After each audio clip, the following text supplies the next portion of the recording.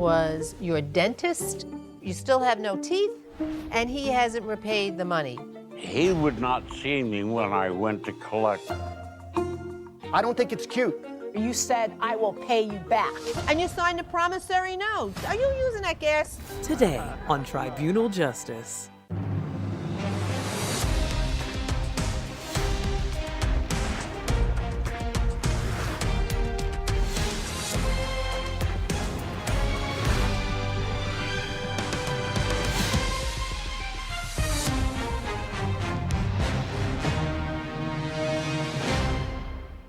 This case was filed in Santa Ana, California. This is case number 1059 on the calendar in the matter of Halley versus Atlee. Parties have been sworn in.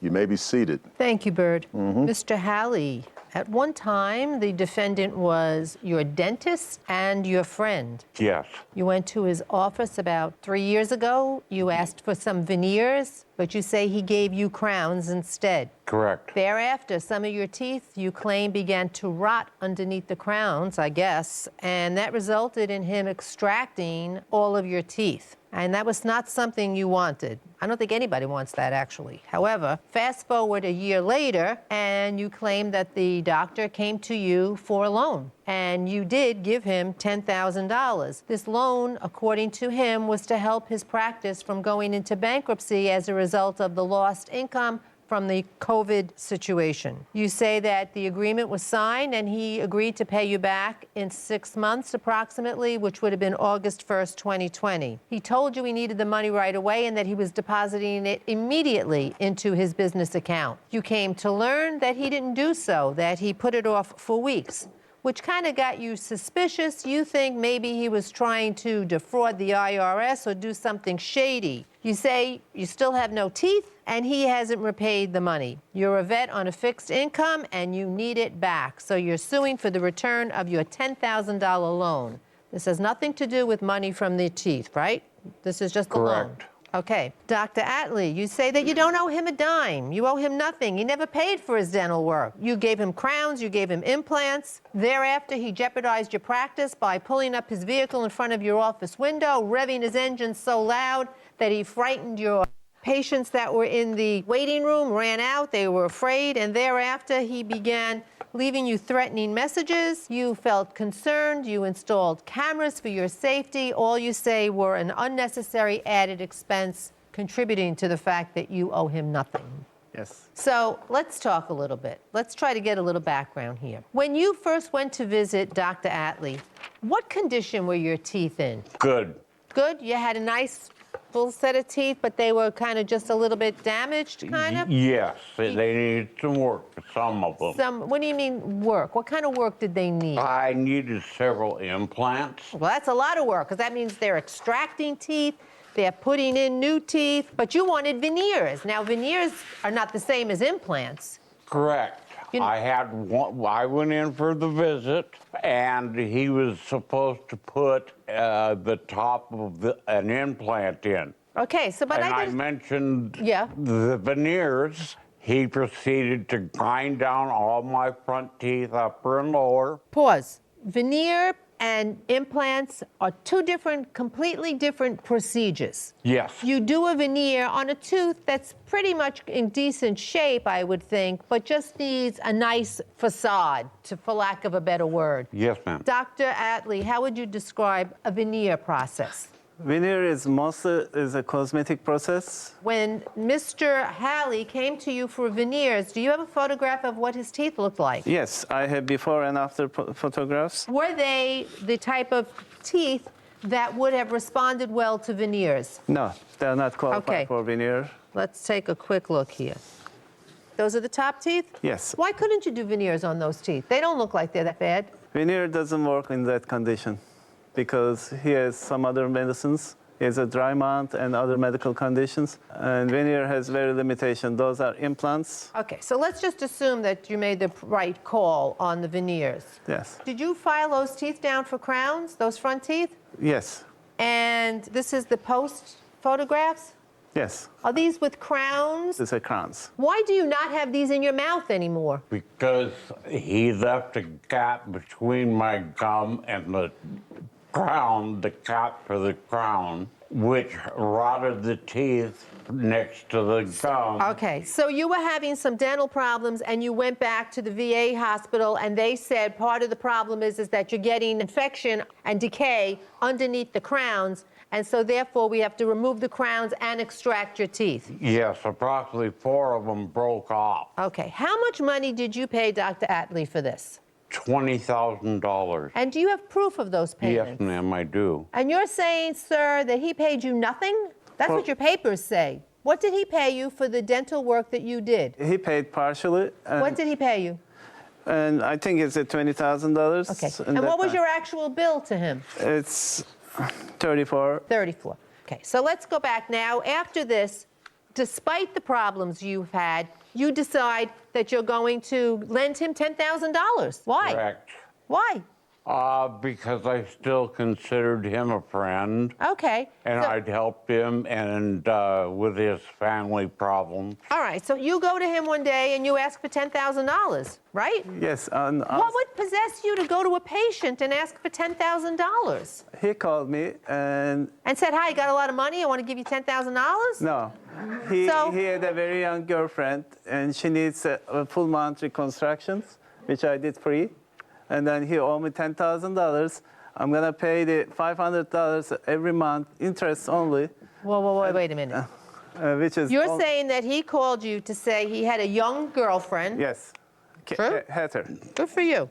And that woman needed teeth. Yes, full mouth So you had a reconstruction, young upper and toothless lower, girlfriend. All ceramic I'm crowns. sorry, I couldn't hear you. So I said you had a young girlfriend who had no teeth. She was toothless, according to what he's Well, saying. no, she just had some partial dentures. She had partial denture. No, so I made a full mouth reconstruction, beautiful crowns. She did he became do so a full happy. mouth reconstruction on her? No. All right. Well, anyway, so you do this for his girlfriend, and you then ask him for $10,000? No, he asked to make the teeth. He gave me the $10,000 as a loan. Teeth's gonna be free. No, doctor. That doesn't make. Let me see. You get the teeth. If you're going to buy the teeth and put them in, and he's giving you the 10, why would you repay him for that? That makes no sense that you would want to repay him. At that time, I didn't have money. I had the only option because medical condition. But you told him you needed the money to help save your practice. No, he Is that called true? me. He called me and he said, "Come over. I need some favor." That's why I went there. Okay, I he didn't calls know. you. He says, "I need a favor. You need to make my young girlfriend teeth." Yes, Okay. yes. So we got that. So now she has teeth. He has teeth, and you have nothing. And I got $10,000 temporarily, solved the problem in that days. And So then what does later that on I moved. $10,000 cover? It went to one hospital bill for one of my kids. So you took a loan from him. Yes. So this has nothing to do with toothless girlfriends or people. It's got nothing to do with that. No. No, it's just got to do. You needed $10,000, and you signed a promissory note, didn't you? I didn't even. Are read you it. using that gas? I wish. I'm not getting what's happening here. He gives you $10,000. Yes. You fix everybody's teeth. Why are you not paying him back? So I paid back $5,500. I didn't see any proof of that. I have didn't here- even hear you say that in your answer. You never said that. You never said I paid him back $5,500. You know what you said? He scared off the patients in your waiting room, and he never paid for dental work, so I'm not paying him anything. You It's don't on the deny the It's on loan, the Exhibit 5. And then we made the payments. but you don't say it in the papers. Why would you go scare off the patients? If you want money back, why would you go in front of his office and rev your engine? He's not telling the truth. He's making that up? Yes. And then officer came and then they made a report. Look, talk to me. Yeah. Your police officer came, you have that police report? Yes. Am I going to see a police report where you were revving an engine? Don't lie to me. No, ma'am. I don't know about that. I sat in front of his office. Yeah. Waiting for a $500 But so you were there. Yeah. You were in front of the office. payment. Yes. Were you vroom, vroom, No. vroom? No. None of that? No, ma'am, I didn't do that. No, why are you laughing? You did do that. Vroom, vroom. You were doing that. No, his door is way around the corner from where I was sitting. His window was right there. He has nothing but windows, but yes, She's good. I did not rev my engine. Well, I want to say this. He You- said you were I bo- was going to crash my truck through his window. That's what he told people. Because the two of you were acting like nut jobs. The two of you are acting strange. Really. Both of you. You take money from him, you don't pay him back. No, I was paying back Yeah, after you that paid him incident. $5,500. I'm going to look at the police report, and I'm going to pass it to Judge Levy. Please, if you don't mind, doctor, please show us that police report that says that on a certain day you reported him for revving his engine by your office and scaring away your patients. Yes. Hand it up to one of the court officers. I want to see it. What branch of the service, sir, were you in? Air Force. Thank you for your service. Thank you. Give that back. All right, maybe you didn't understand me, doctor. Show me a police report that says he was revving his engine outside of your office and scaring away your patients. We send it to email to police department. So your answer to my question is, Judge Levy, I don't have it. I don't have it. There you go. Now, you say that you paid him back $5,500 of the $10,000. Yes, sir. Show it to me. Did he pay you back any of that money, sir? None of the 10,000, he paid some interest. How much of that interest did he pay? Do you remember? 5 payments of $500 So he paid you 5 payments of $500 in interest. in interest on that $10,000 loan.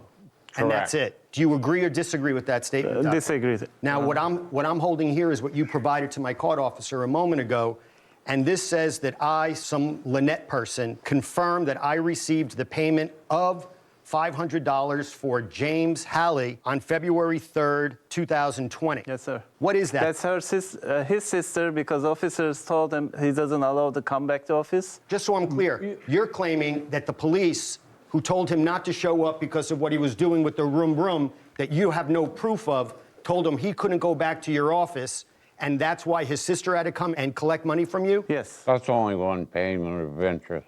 So, He had to be chased down. so are you suggesting that these documents are a fraud? Why don't you take a look at them? While you're looking at those, sir, because, doctor, what I'm looking at here is on the back of the promissory note are payments by you of August 1st, $500. September 4th, $500, October 1st, $500, November 2nd, and December 1st. Those are the only ones that I have. Have you seen that document? Yes, sir. So explain to me how that the document and the records that are being kept by his sister on the promissory note that you signed is different than what you just provided to me. Because he came with the truck very fast. I don't care about the truck. And then You officer- handed me a stack of papers. Doctor, come on now. Come on. You know, I don't think it's cute. I don't think it's cute at all. Coming up on Tribunal Justice. Have you ever been sued before in small claims or in superior court? Many years ago, yes. How many years ago? Like 10, 20 years ago? Maybe 15. Doctor, you are a bald-faced liar.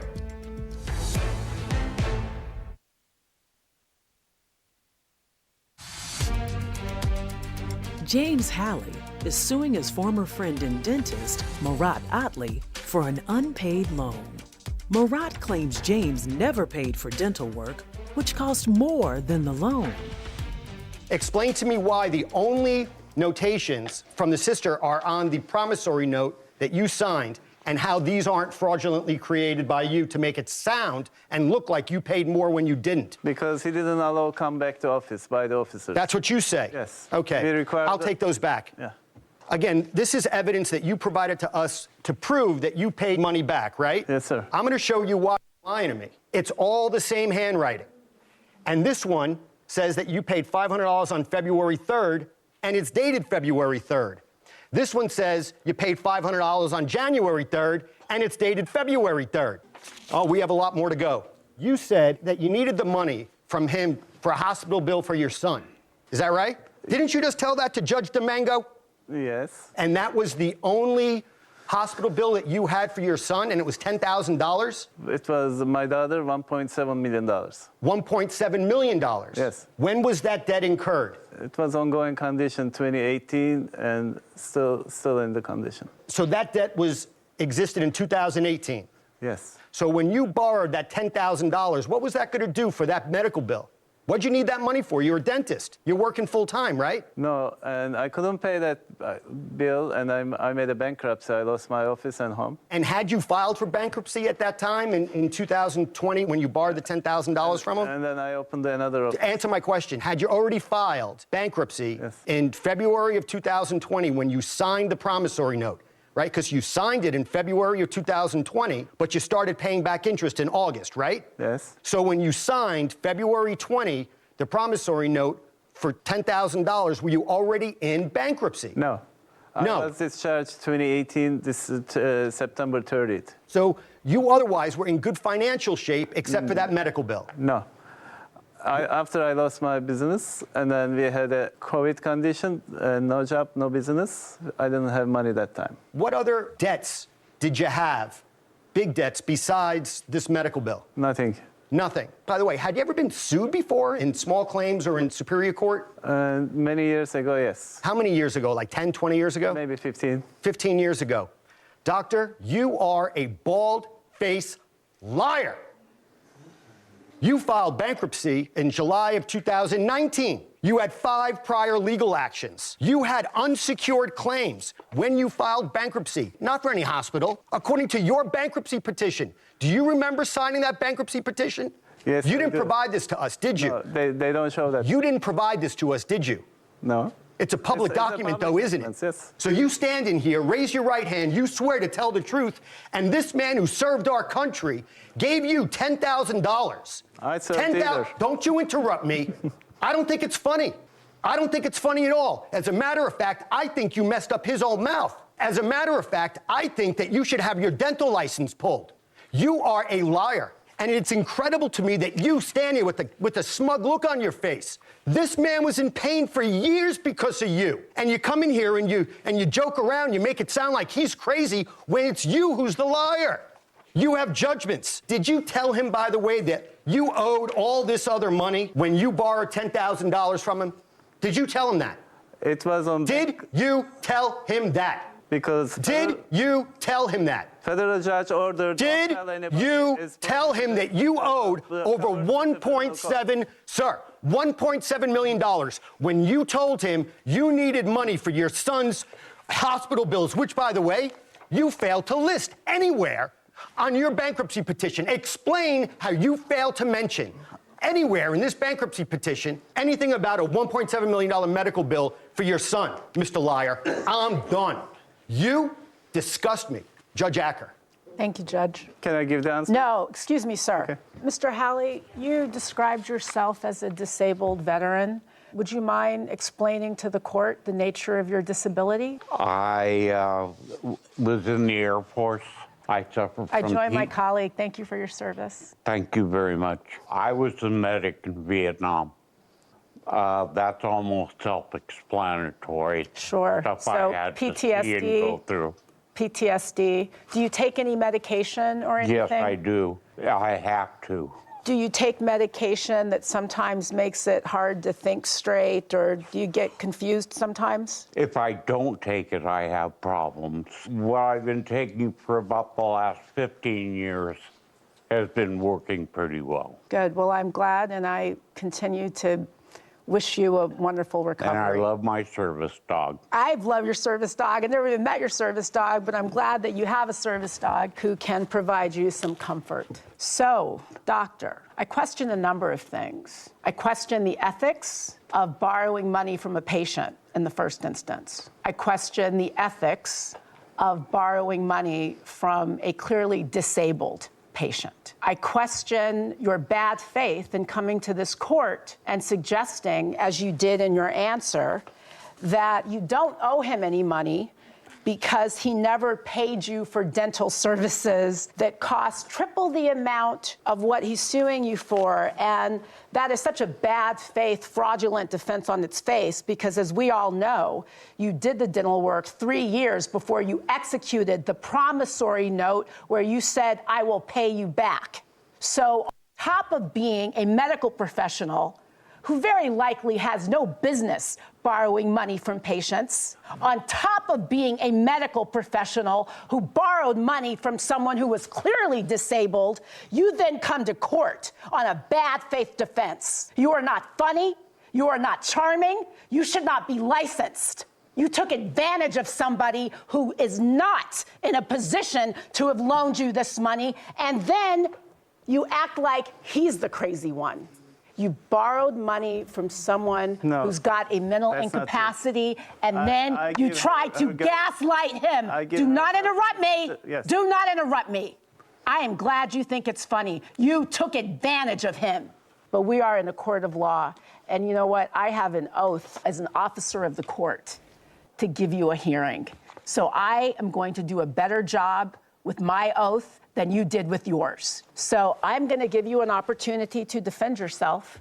So I had a bankruptcy, and then through my company and personally, and then federal judge deletes all of them. What does a federal judge To bankruptcy. ruling on your bankruptcy have to do with you borrowing $10,000 from a disabled veteran and then coming to court and suggesting that you don't owe him the money because of dental work that took place 3 years earlier, which, by the way, I'm not going to get into, but it was clearly shoddy.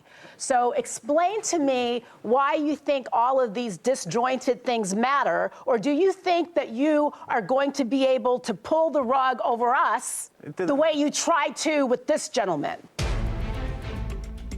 Coming up on Tribunal Justice. All you've done is throw out a number of unrelated, disjointed, scattershot bits of nonsense. And that is the best I can say about you.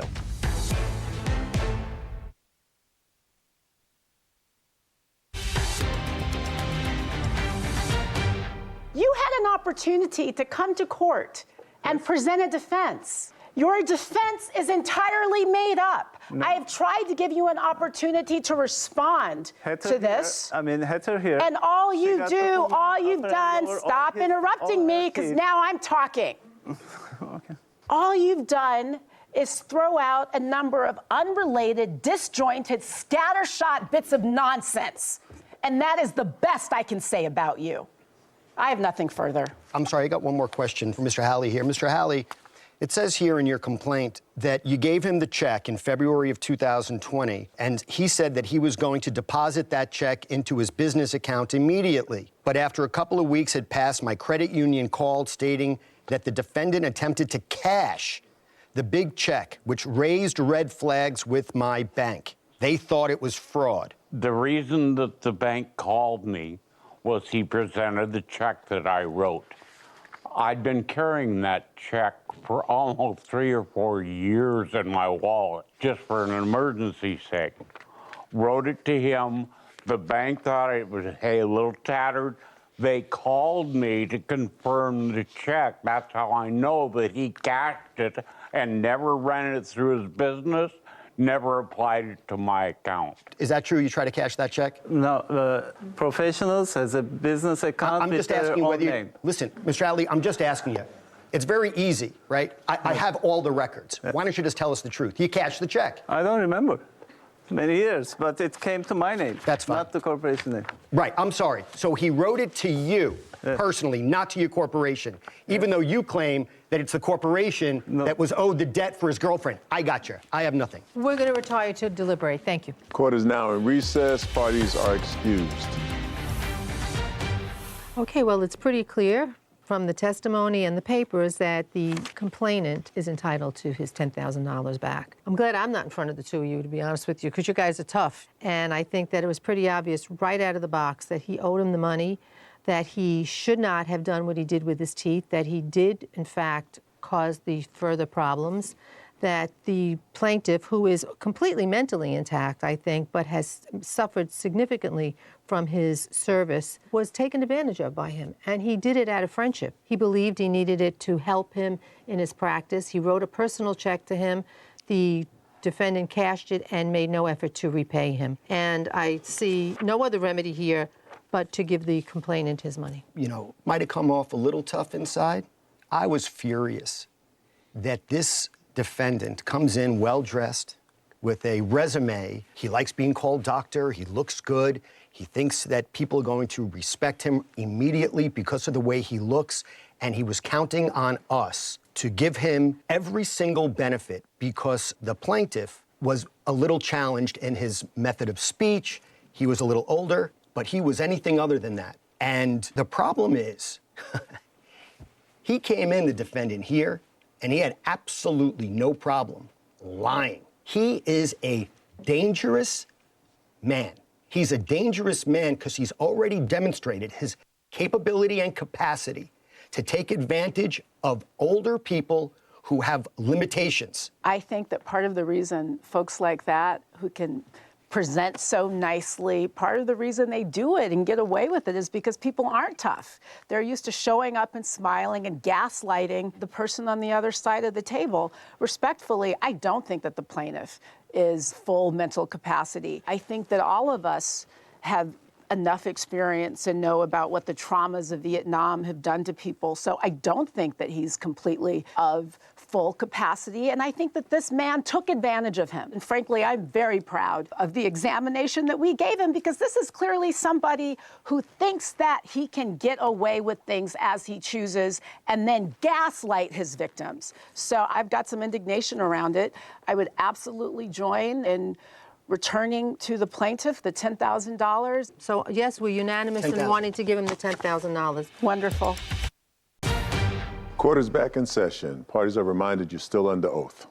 Thank you, Bird. You know, sir, Mr. Halley, veterans fight wars and sacrifice their lives and jeopardize their health and their safety in order to preserve what we have in here today, which is a courtroom, a democratic society, a place that hears causes of action and gives people an opportunity to seek justice. And you presented yourself in a very cogent fashion. You stood up for yourself and what you believed in, what we believed in as a country, and what you felt you were entitled to from an individual who you once called your friend. And you did so in a way that convinced the three of us unanimously that you are entitled to every penny that you are seeking from this defendant. Mr. Attlee, you came in here with really a sham of a defense. You came in here really, I think, the way you've been living the past few years, desperate,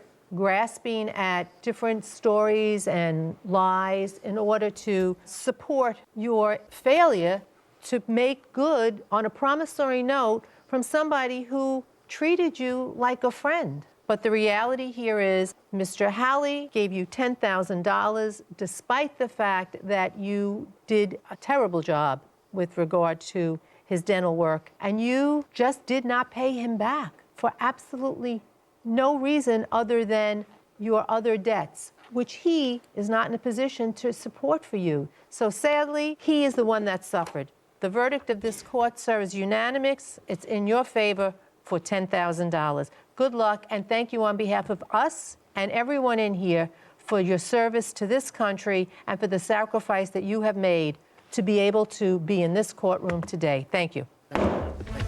This case is now concluded. Parties are excused. You may step out.